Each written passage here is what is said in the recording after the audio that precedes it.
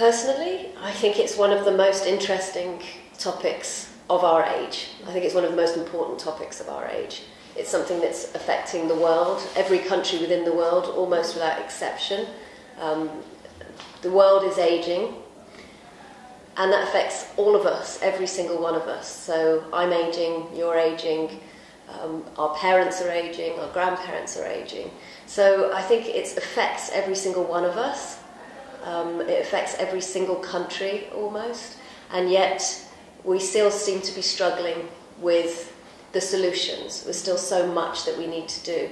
So just on a purely intellectual level, I think it's one of the most fascinating topics there is. It covers finance, to personal life, to health, to care, personal fulfillment. So I think if you're interested in changing the world, there are a few topics that you could be more readily engaged in. So I think what drives me is still intellectually. I find it very, very interesting. But on the other hand, there are also a lot of people who are aging unequally. Aging does not happen to everyone in the same way. If you are unhealthy when you're younger, that can often be compounded by age. If you're poor when you're younger, that's often compounded by age. Disadvantage is compounded by aging. So there's an opportunity, if we can get it right, to solve some problems for the most vulnerable in our society. So what keeps driving me is that I believe that we can have an impact in this area. It's still possible to make a difference. And AARP is one of the most influential, smartest and most energetic organisations in this field and can have a real impact. We're very big, we have nearly 38 million members. So that's 40% of all people aged 50 in the US are members of AARP. So if we can't make a difference, if we can't have an impact, then I don't know who can. So that's what drives me, really. Well, I think I've just explained that I think there's some of the most vulnerable people are affected by age. So I think there's a certain level of things we need to do is to keep protecting those people from poverty, making sure they have enough access to their savings, to pensions, to social security as they grow older. Also their health and care. So there's a certain level at which we need to just protect people's health, we need to protect people's access to care. Many places in Europe and also in the US, we have good healthcare opportunities, so we need to make sure that those aren't lost as the world gets older and the population grows. So there's a certain level of rights we need to protect. But then there's this whole other creative part, I think, around ageing. We've got an extra 30 years of life in the last 100 years. It's debatable. Different people say 30, 40 years. Let's say 30 years.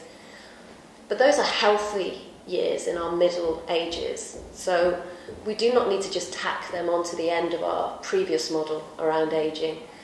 Those are 30 years of a bonus that we've got. So I think what we haven't cracked yet is what do we do with those extra 30 years? Not just mean that they're frailer later in life and people are more lonely. We need to work out how to get people to think about how they use those extra 30 years in a way that's good for them and their families. We had a talk at AARP very recently from a volunteer who works at the UN. We have an office in New York City that does a lot of international advocacy around ageing. And this woman who's a volunteer for the NGO Coalition on Aging in the UN is a woman called Helen Hamlin. She's 94 years old. She's one of the most energetic and formidable people you will ever meet in your life. And she retired about 30-odd years ago from a whole career as a social worker. So she had one career where she had an impact, and then she spent the last 35 years of her life trying to change things for people that come after her. And if you don't sit and meet her and think that's where I want to be in 50 years' time, then I'd be very surprised. So she was deeply inspirational. We do a lot of work around communities at AARP, And what we think is very important, a livable community or community where someone can grow old in, needs to have appropriate and affordable housing. So it's no good for me if I can't stay in my home because it can't be adaptable or I can no longer afford it. We need to be able to move around, we need to have transport that works even if I can no longer drive. The US is very car dependent, so we need to have structures and transport in place for that. But we also need a whole range of other services and features in communities. So governments are increasingly looking to put health in people's homes or support people at home rather than in expensive hospitals or care homes. But if we don't have structures that support family caregivers or help people get food into their homes or help them move around, then that healthcare will not work. So I think we need to look at communities holistically. So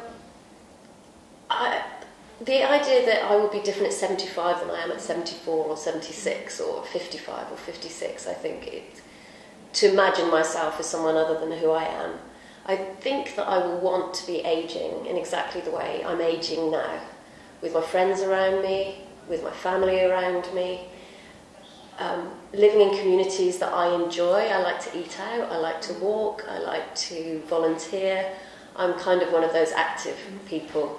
So when I'm 75, I want to be in a community where I can, even if my knees have gone, I can still get a bus to the places that I like to go at. Or if I'm actually in good health, which I expect 3 out of 10 people aged over 85 consider themselves to be in good or very good or excellent health.